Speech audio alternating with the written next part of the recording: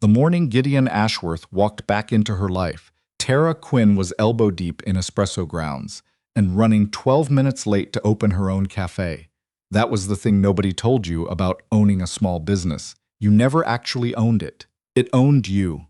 Every crack of dawn alarm, every vendor call, every moment her daughter Poppy tugged at her apron and asked why Mama always smelled like coffee instead of perfume.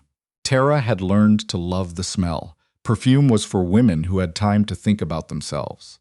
She had just flipped the sign from closed to open when she saw him through the glass. Gideon. Standing on the sidewalk outside Groundwork, her cafe, with her name stenciled on the window right next to his reflection, wearing a cashmere coat that probably cost more than her monthly flower order.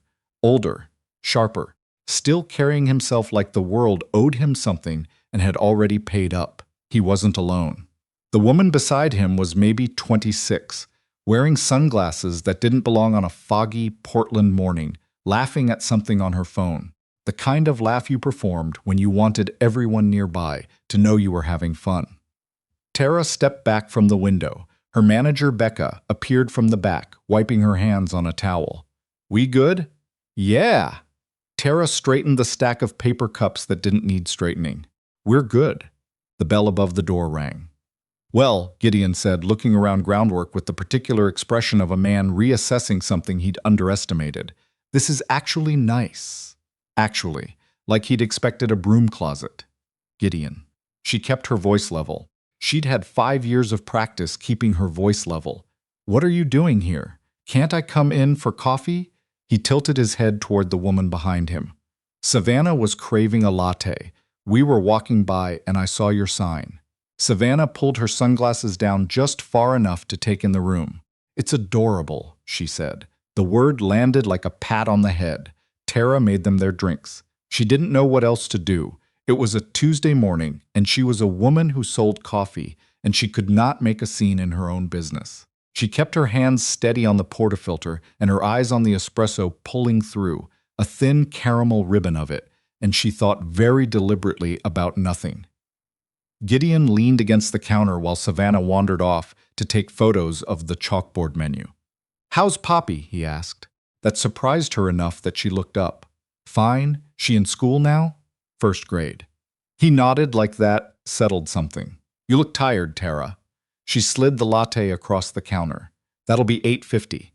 He laughed, low and familiar, the laugh she had once confused with affection. "I always liked that about you. No small talk." What he meant was, no softness. It was what he'd always said when he left rooms, that she didn't need him. Not really. Not the way a woman should need a man. Like her self-sufficiency had been the problem all along. Like she'd been too much and not enough at the same time, and somehow that was a character flaw she owed him an apology for. She watched him leave with Savannah's hand tucked into his arm, the door swinging shut behind them, and stood very still for a moment. Then Becca appeared at her elbow. "Was that?" "Yes. Do you want me to put something in his latte next time?" Tara laughed in spite of herself. "Let's not go to prison today." She picked Poppy up at 3:15, the way she did every day. Poppy came barreling through the school doors with her backpack half open and a crayon drawing clutched in her fist, and the moment she hit Tara's knees, the weight of the whole morning lifted, just like that. "Mama, I drew the cafe," Poppy announced, holding up a building that looked approximately like a toaster with windows. "That's you in the door." "That's beautiful, Bug." M's. Hendrik said the perspective was interesting. Tara kissed the top of her head. "Miss Hendricks is right." They drove home through the drizzle, Poppy narrating the full dramatic arc of a dispute over a blue marker that had apparently consumed most of second period, and Tara listened and said the right things in the right places, and she didn't think about Gideon at all, or she tried not to. The thing about Gideon was that he hadn't been cruel, exactly. That was the part nobody understood when she tried to explain it afterward. He wasn't a villain. He was just a man who had looked at everything Tara was and decided it was fine, serviceable, something he could keep around until something better came along. And when something better came along, or what he'd decided was better, he'd left without particular cruelty, the way you'd donate a piece of furniture you'd grown tired of. Civilly, with very little ceremony. She'd been 7 months pregnant. He hadn't known. She hadn't told him, because by the time she worked up the nerve, he was already halfway out, and she had enough self-respect not to be the woman who used a pregnancy to keep a man who'd already decided to go. So she kept Poppy, and she opened the cafe, and she made something out of nothing on a block in Portland, where the rent was survivable, and the regulars were loyal, and she knew everyone's order by heart, and they knew her name, and that, she had decided, was enough. That was its own kind of life. It was enough. She told herself that most mornings she believed it. She met Calloway Reed on a Thursday. Not met. That's not exactly right. She'd met him 6 months ago, the way you meet a stranger who comes in every weekday at 7:45 and always orders the same thing and always tips the same amount and never makes conversation unless spoken to. She knew he took his Americano with one extra shot and that he read physical newspapers, which nobody did anymore, and that he wore watches that Becca had once whispered were worth more than their combined rent. What she didn't know was who he was. She found out by accident. A woman came into the cafe, mid-40s, silk blouse, the kind of composed that takes money to achieve, and she looked at Calloway sitting in the corner with his newspaper and then at Tara behind the counter and said, quietly, like it was common knowledge, "You do realize that's Calloway Reed, of Reed Capital." Tara did not in fact realize that. She also didn't particularly care. She cared that he was polite and tipped well and never left a mess, which put him in the top 20% of her regulars regardless of his net worth. But she noticed, after that, the way other people noticed him, the double takes from people who recognized him, the way he never seemed to register any of it. Not with arrogance, exactly, but with a kind of distance, like most of what happened around him didn't quite reach him. She noticed, and she put it aside, because she was a woman with a 6-year-old and a small business and approximately 45 minutes of personal time per day if she managed her schedule very carefully. What she did not expect was for him to notice her back. It started small. He began arriving a few minutes earlier. He started answering when she made conversation, which she did out of professional habit rather than personal interest, or told herself she did. He asked once what she'd named the cafe and why, and she told him about the way her grandmother used to call the first cup of the morning the groundwork, the thing you laid before the day could start, and he listened the way people rarely listened, like he wasn't already composing his response while she was still talking. Then one morning in October he said, without looking up from his paper, "That man who came in Tuesday, the one in the cashmere coat, who is he to you?" The question was direct enough that it startled her. "Old chapter," she said. He turned a page. "He looked at you like a man who regrets closing a book he should have finished." She didn't answer. She didn't know what to do with that sentence, so she pretended she hadn't heard it, and he didn't push, and neither of them mentioned it again. But she thought about it. She thought about it more than she meant to. Gideon came back 3 weeks later, alone this time. He sat at the counter during the mid-morning slow hour, which she suspected was calculated, and he ordered a black coffee, which she suspected was also calculated, something simple and undemanding, a performance of low maintenance. "I wanted to apologize," he said. She wiped down the counter. "For what specifically? For Tuesday. Savannah can be." He paused.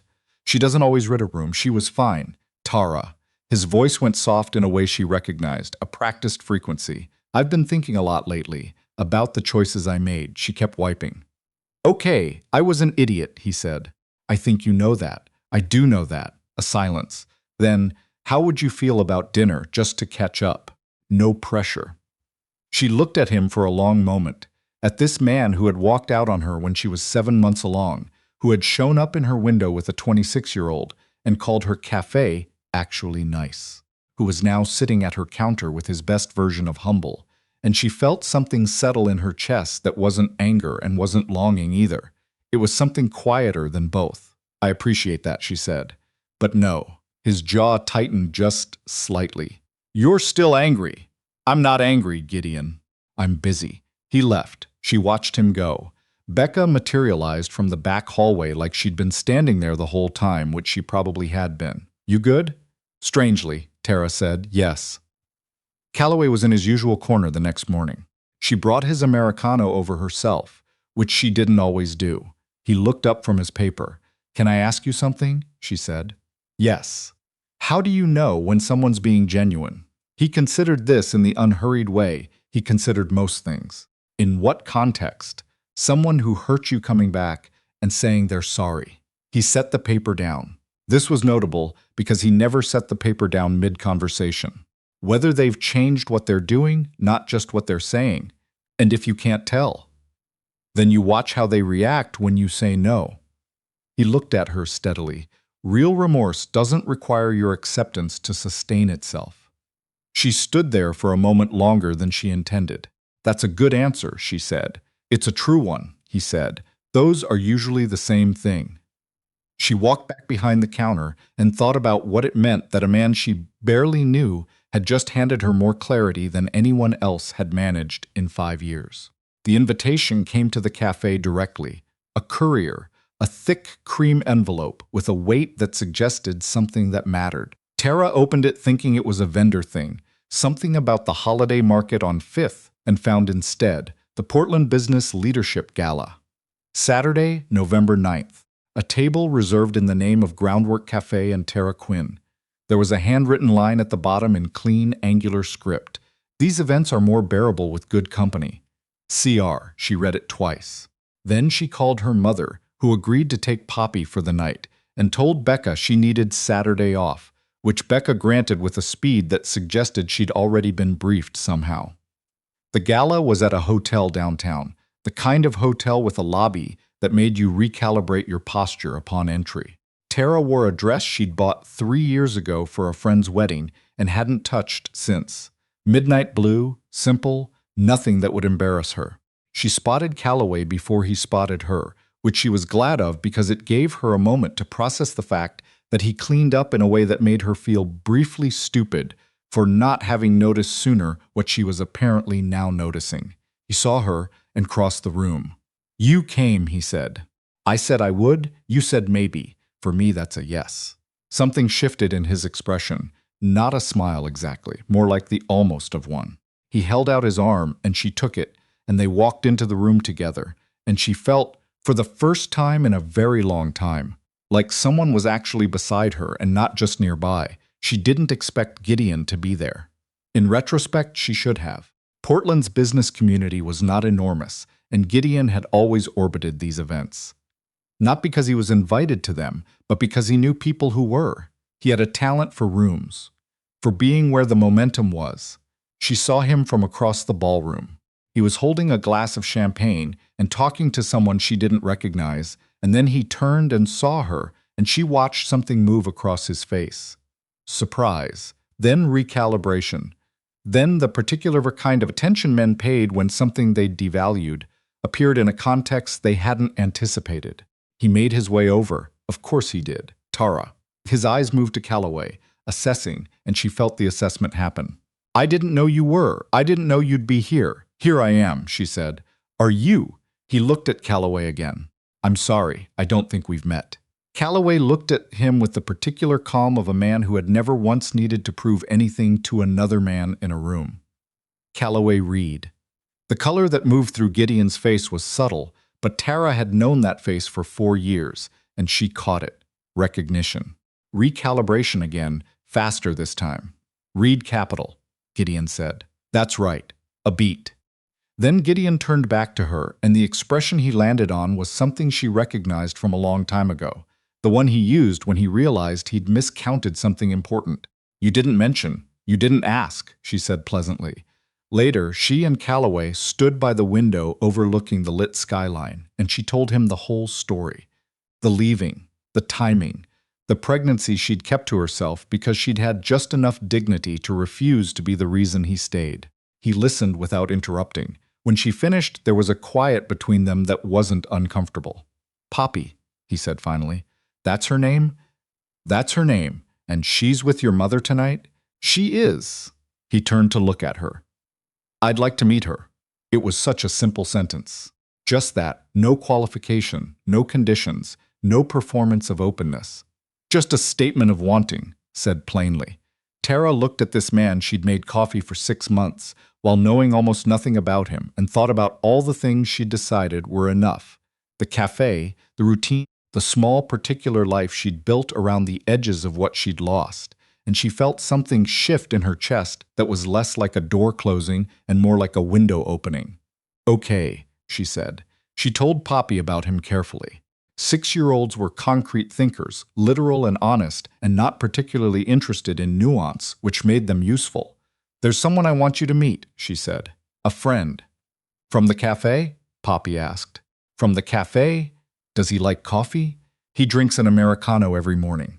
Poppy considered this with the gravity it apparently deserved. "Okay, but if he's mean, I'm going to tell you, and you have to believe me. I will always believe you," Tara said. "That's the deal." "Okay," Poppy said, and went back to her crayons. Calloway came to the cafe on a Saturday when Poppy was visiting, a low-stakes introduction, Tara's idea, the cafe as neutral ground, nothing that required anyone to perform. Poppy was sitting at the corner table with a hot chocolate and a coloring book, already in the process of demanding Becca's opinion on whether a dragon could also be purple, which was not a question Becca was going to answer wrongly if she knew what was good for her. Calloway sat down across from Poppy with the particular ease of a man who was not performing anything. "What's its name?" he asked, nodding at the coloring book. Poppy looked up, assessed him. 6-year-olds were brutal that way. "Whose name?" "The dragon." A pause. "She doesn't have one yet." "I'm still deciding." "Take your time," he said. "Names are important." Poppy appeared to find this acceptable. She went back to coloring. Calloway reached across the table and gently indicated a section of the page. That part could be a different shade. If she's a night dragon, her wingtips might go darker. Poppy stared at the book, then at him, then at the book. "Do you know about dragons?" she demanded. "A little?" "Okay," Poppy said, and slid the coloring book slightly in his direction. "You can help, but I'm the one who decides." Tara watched this from behind the counter and felt the tightness in her chest she'd been carrying for 5 years slowly, almost imperceptibly, begin to unknit. Gideon showed up one more time. It was a weekday morning, before the rush, and Tara was alone opening up when she heard the bell. She looked up, and there he was, and this time there was no Savannah and no performance of civility. Just Gideon, looking slightly less composed than usual, with the expression of a man who has had a realization that came about 3 years too late. "I know I don't have any right to say this," he started. "You don't," she agreed, not unkindly. "I made a mistake, yes." He looked at her for a long moment. "Is he? Are you?" "Gideon." She set down the portafilter. "I'm going to say this once, and I'm not going to say it with any anger, because I don't have anger left about it. You left. I built something. And everything I have right now, Poppy, this cafe, the life I have, I built after you left. Not in spite of you. Not to prove anything to you. Just because it was what came next." He was quiet. "You're welcome here," she said, "as a customer. But there's nothing else." He stood there for another moment, and then he nodded, a small nod, accepting, and turned and walked out the door, and this time when the bell rang behind him, she didn't watch him go. She had things to do. The morning grind, the espresso, the particular alchemy of heat and pressure, and time that turned something raw into something worth drinking. The small, persistent ritual of a life she had built by hand. The bell rang again 20 minutes later. She looked up. Calloway. 7:45, right on schedule, newspaper tucked under his arm, the almost of a smile already finding her across the room. "Americano?" she said. "Please," he said. And she made it, extra shot, no ceremony, and slid it across the counter and felt, for the first time in a very long time, like she was exactly where she was supposed to be.